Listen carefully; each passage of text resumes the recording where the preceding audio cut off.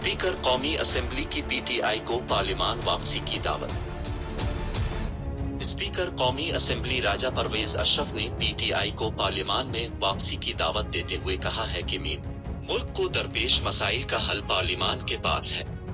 राजा परवेज अशरफ ने मजीद कहा कि माशी इस्तेहकाम के लिए तमाम जमातें पार्लियामान में आएं और तमाम सियासी जमात को इत्तेफाक राय से मामलात को संभालना चाहिए।